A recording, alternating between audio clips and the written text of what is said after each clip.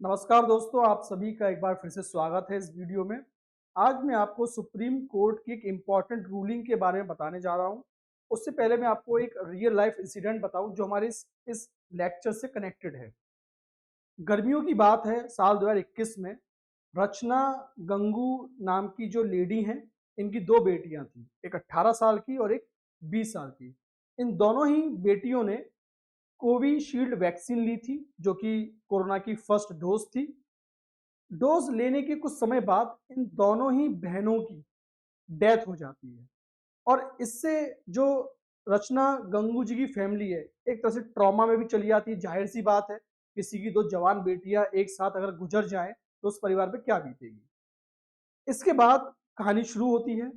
ये जो परिवार है, रचना गंगू जी हैं, ये इंसाफ के लिए कोर्ट जाती हैं और तमाम सरकारी दफ्तरों के चक्कर काटती हैं। इनको इंसाफ नहीं मिलता। आखिरकार इंसाफ इनको मिलता है साल 2026 में, जिसके बारे में आज चर्चा करने वाले हैं, सुप्रीम कोर्ट के इंपॉर्टेंट लैंडमार्क जजमेंट में। तो जैसे आप मेरे पीछे देख सकते हो, आज जिस पर हम बात कर रहे हैं, justice in the wake of the jab, right, vaccine से संबंधित। Decoding the Supreme Court of India's landmark 2026 shift to no fault vaccine। तो मैं आपको बताऊंगा आगे इस वीडियो में कि नो फॉल्ट वैक्सीन कंपनसेशन से कोर्ट का क्या मतलब है। तो आइए अपने वीडियो की शुरुआत करते हैं। तो जो मैंने आपको एक रियल लाइफ स्टोरी बताई, एक कहानी बताई जो काफी पेनफुल है, कि ये समर 2021 की ट्रेजेडी जो हुई, जो मैंने आपको बताया कि रचना गंगू जी जो थी वो अपनी दो बेटियों को खो चुकी थी। लगभग इनको 5 साल लग गए। अगर आप देखो ये जो नेग्लिजेंस स्टैंडर्ड है, क्योंकि क्या होता था पहले इस सुप्रीम कोर्ट के फैसले के आने से पहले, कि अगर मान लीजिए आपने कोई दवा ली, आपने कोई वैक्सीन ली है और उस वैक्सीन से मान लीजिए आपके ऊपर कोई साइड इफेक्ट पड़ता है, जिसकी वजह से हो सकता है कि आपके लाइफ पर कोई बात आ जाए, आपके किसी कारण के अपने किसी की डेथ हो जाए, ऐसे केस में कौन जिम्मेदार होगा। तो पहले ये नियम था, या आप बोल सकते हो इस तरह का एक रूल था, कि आपको ये प्रूव करना पड़ेगा कि जिसने दवा बनाई है, जो मैन्युफैक्चरर है, वो उसकी गलती की वजह से हुआ है, लापरवाही उसकी है, ये आपको प्रूव करना पड़ेगा। अब ये चीज अपने आप में बोलना, आपने तो बोल दिया कि आप प्रूव करिए, लेकिन आप जानते हो कि इसको प्रूव करना आसान नहीं है। एक आम आदमी के पास ना तो लैब है, ना ही उसके पास इतने क्वालिफाइड डॉक्टर्स है, और कौन उसको समय देगा। पहली बात, एक इंसान जो परेशान है, और आपको पता है कि किसी चीज को प्रूव करने में साइंटिफिकली रिसर्च लगती है, कौन करेगा रिसर्च। तो यही सारी चीजें थी। तो देखिए, ये जो वॉइड था 5 साल का, कि families seeking relief are they told must prove negligence. आपको किसी कोर्ट में जाना पड़ेगा और ये प्रूव करना पड़ेगा कि लापरवाही किसकी है, दवा निर्माता कंपनी की, मैन्युफैक्चरर की। तो ऑब्वियसली बात, आप कैसे लड़ोगे। आपको पता है जो कंपनीज होती है उनसे एक आम इंसान कैसे लड़ेगा जाकर, वो भी प्रूव करने वाली बात आ जाए। ठीक है। तो अच्छा, इस फैसले से पहले एक बूस्ट भी मिला। 2024 की बात है, आपने सुना होगा इस कंपनी का नाम एस्ट्राजेनेका। एस्ट्राजेनेका भी एक दवा बनाने वाली कंपनी, जिसने यूनाइटेड किंगडम में, ब्रिटेन में अपनी इस बात को माना कि हाँ, हो सकता है कुछ केस में हमारी दवा से कुछ लोगों को दिक्कत हो। तो एस्ट्राजेनेका जो कि एक ब्रांड है, उसने इस बात को यूके में माना कि हमसे भी गलती हो सकती है। ठीक है। तो ये जो मार्च 10 2026 है, ये है मेन पॉइंट, जहां पे सुप्रीम कोर्ट की रूलिंग आई, जिसने ये कहा कि आप लोगों को भटकते हुए नहीं छोड़ सकते, कि जाओ तुम अपना देख लो। आप मतलब कोर्ट ने सरकार से ये बात कहा, आप अपना पल्ला नहीं झाड़ सकते हो कि भाई हमें मतलब नहीं, हमने क्या तुमसे जबरदस्ती कहा था दवा लगवा लो, या हम तुम्हारे पीछे पड़े थे। भाई वो तो वॉलंटरी थी।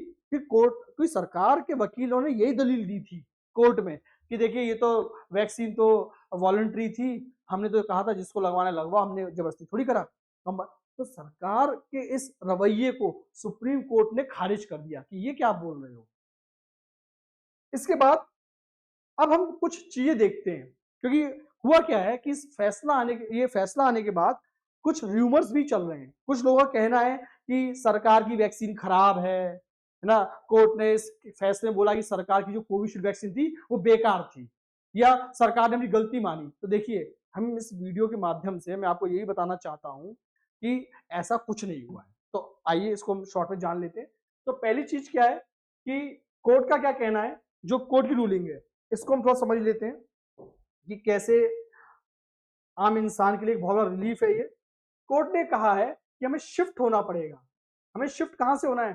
Fault to welfare. क्योंकि जो सरकार की सोच होती है ना कि कमियां निकालना, आप इसकी कमी निकालो मैं उसकी कमी निकालूं, भाई हमें किसी का फॉल्ट नहीं निकालना है, हमें बात करनी है वेलफेयर की। भाई हम भलाई करने के लिए है ना, सरकार का काम क्या है? Welfare of the people. आपको क्यों चुना है सरकार को? ताकि हमारे लिए काम करो, ये नहीं कि हमसे आप सवाल जवाब करो। तो कोर्ट ने कहा we need to shift from fault to welfare. अब इसको देख लेते हैं। तो देखिए 2026 से पहले जो आपको समझा रहा था कि आपको जिसने दवा खाई, जिस इंसान ने या उसके परिवार वालों को, ये फॉल्ट प्रूव करना पड़ेगा कि भाई गलती किसकी है? मैन्युफैक्चरर की, इसको प्रूव करो। पहले ये था, अब क्या है?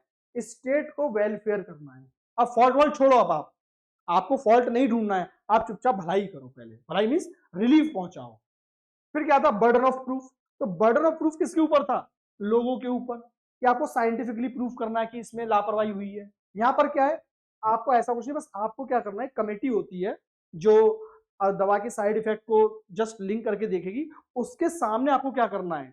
उसको आपको ये एस्टेब्लिश करना है कि उसके पीछे लिंक है। जैसे मान लीजिए आपने दवा खाई, तो आपको बस इतना प्रूफ करना है, इतना लिंक एस्टेब्लिश करना है कि पहले में सब कुछ ठीक था, मैं अच्छा खा पी रहा था, घूम फिर रहा था, लेकिन जब से मैंने दवा खाई है तब से मेरे संग प्रॉब्लम होना शुरू हो चुकी है। तो ये आपको एक कमेटी है AEFI, इसकी फुल फॉर्म मैं आगे आपको बता दूंगा। ये लोकल लेवल पे कमेटी होगी, जिला स्तर पर, उसके सामने आपको ये प्रूव करना है। तो ये न्यू रियलिटी अडॉप्ट हमने की है, ठीक है ना। ये पहले चल रहा था। अब आप देखिए जो एनालॉजी ड्रॉ की, मोटर व्हीकल एक्ट। तो कोर्ट ने क्या कहा? जैसे आपका मोटर व्हीकल एक्ट क्या बोलता है कि इंश्योरेंस कराओ, और अगर कोई घटना हो जाती है, दुर्घटना हो जाती है, तो कंपनसेट कौन करता है? इंश्योरेंस कंपनी करती है। इसी तरीके से अगर मान ली दवा खाते समय कोई दिक्कत आ जाती है, तो वहां पे इंश्योरेंस कौन देगा? सरकार। वेलफेयर फंड है ना, इसको आपको ध्यान रखना है, राइट। तो ये आपके जस्टिस थे, जस्टिस विक्रम नाथ और संदीप मेहता। इन्होंने कहा the state can not be a distant Spectator. जो आपको बोल रहा था कि आप ये नहीं बोल सकते दूर से खड़े होके हमने नहीं कहा था दवा लगवा लो, हमने तो वॉलंटरी कहा था, जिसको लगवाने लगवाए। भाई हम दवा नहीं बनाते, दवा बनाता है कोई और, हम तो खाली बस उसको सरकारी अस्पताल लगवाते हैं। आप ऐसे पल्ला नहीं झाड़ सकते। अगर आप सरकार हो, आप स्टेट हो, बीइंग अ वेलफेयर स्टेट, और आप वैसे ही पढ़ते हो, हम देखते भी हैं कि हम क्या है, हम सोशलिस्ट कंट्री हैं, हम वेलफेयर स्टेट हैं। और directive principle of state policy under the Indian constitution part 4, ये आपको साफ साफ दिया गया है कि सरकार को क्या करना है? स्टेट को वेलफेयर प्रमोट करना है, राइट। तो ये चीजें हैं। नेक्स्ट आगे देखते हैं।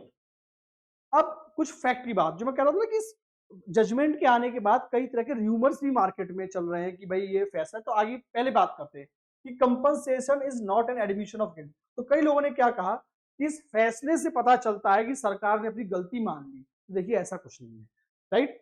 तो सिंपल से इतना क्या है, मिसलीडिंग क्या है, फॉल्स क्या है? The ruling means the government is admitting vaccine are unsafe. ऐसा कुछ नहीं है। अगर आपसे कोई ये बोलता है कि इस फैसले से ये पता चलता है हमको कि जो सरकार की कोविशील्ड वैक्सीन थी वो सेफ नहीं थी, ये कहना गलत है। ऐसा कहीं भी कोर्ट ने नहीं कहा है, बल्कि कोर्ट ने सरकार की तारीफ की है कि आपकी वैक्सीन ने लाखों लोगों की जिंदगी बचाई है। हाँ, वो बात अलग है कि कुछ एक दो केसेस में या कुछ 100-200 केसेस में इसका दुष्प्रभाव भी पड़ गया। और कोर्ट ने इसका बहुत अच्छा एग्जाम्पल भी दिया। जैसे मान लीजिए, या हम एक एग्जाम्पल मैं ही आपको देता हूं। देखिए कहीं भी कोई वॉर लड़ते हैं हम, तो मान लीजिए हमने कोई वॉर लड़ा, उसमें हम जीत गए, सक्सेस क्या मिली कि हमने बैटल को जीत लिया। बट उस बैटल को जीतने में यह भी हो सकता है कि हमारा कोई एक आध सिपाही जवान शहीद हो जाए, या उसको या एक्सीडेंट उसका हो जाए। तो ऐसे में आप क्या करोगे? उसको पेंशन दोगे, उसका इलाज करवाओगे, यही करोगे ना। तो ऐसा नहीं बोलोगे कि अगर एक दो सिपाही हमारे घायल हो गए या उनका शहीद हो गए तो हम वॉर हार गए।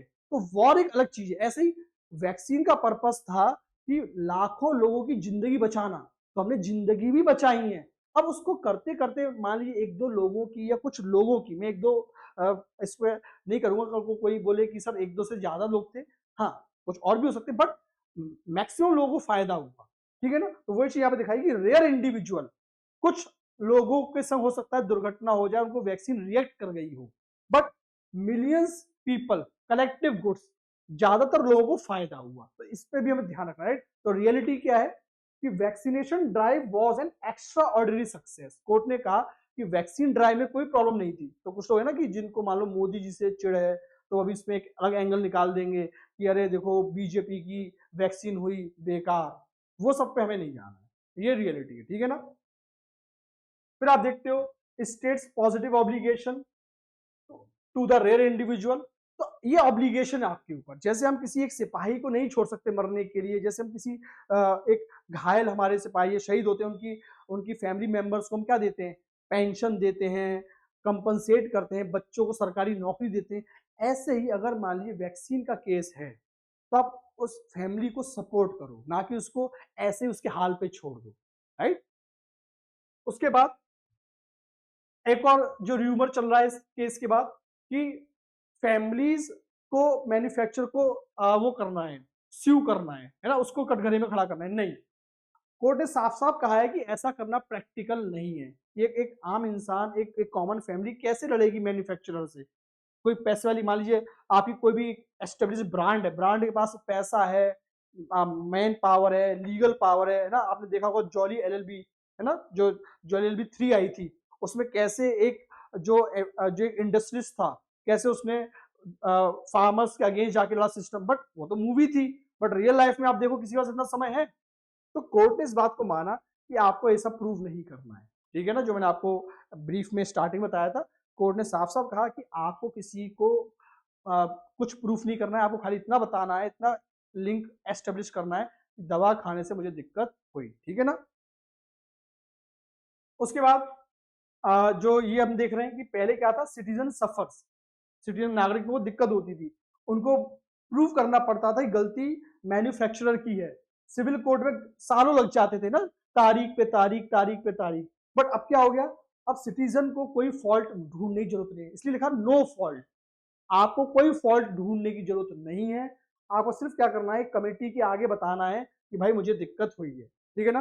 कमेटी एस्टेब्लिश करेगी, उसके बाद इमीडिएट रिलीफ आपको मिलेगा, आपको तुरंत कंपनसेशन मिलेगा। ये नहीं कि आपका डिले हो गया, मामला लटक गया, वो सब चीजें आपको नहीं करनी है, ठीक है ना। तो इससे क्या होगा हमारा कि अच्छा एक और चीज आती है कि क्या इंडिया एक पहला देश है जिसमें ये रूलिंग आई है। नहीं, ऑलरेडी कई ऐसे देश हैं, जैसे कि मैं बात करूं 1979 यूके में ये चीज पहले आ चुकी है। यूके में क्या था, vaccine damage payment act establish किया गया था, ठीक है ना।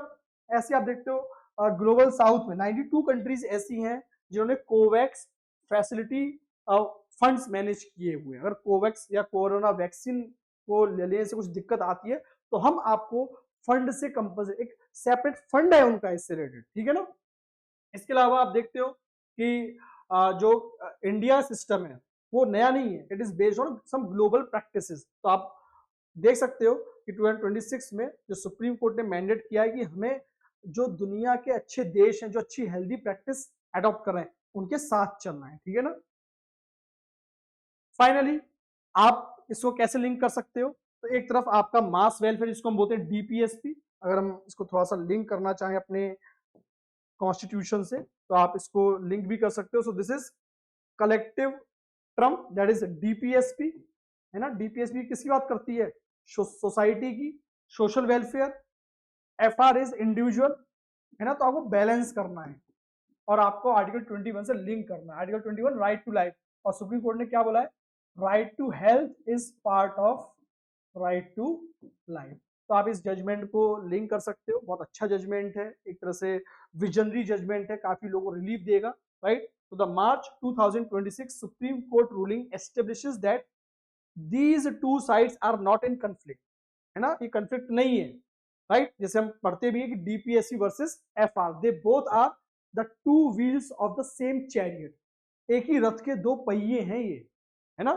तो ये they are complementary to each other, बस वही चीज है। So with this I am stopping here. तो मैं उम्मीद करता हूं कि इस वीडियो से हमने अपने एग्जाम के लिए भी और एक इन जनरल, अगर मान लीजिए आप में से कोई तैयारी नहीं भी कर रहा है, फिर भी एज अ अवेयर सिटीजन, एक जागरूक नागरिक होने के नाते हमको ये सब चीजें पता होनी चाहिए। So I will meet you in next video, तब तक आप पढ़ते रहिए, अपना ध्यान रखिए, थैंक यू।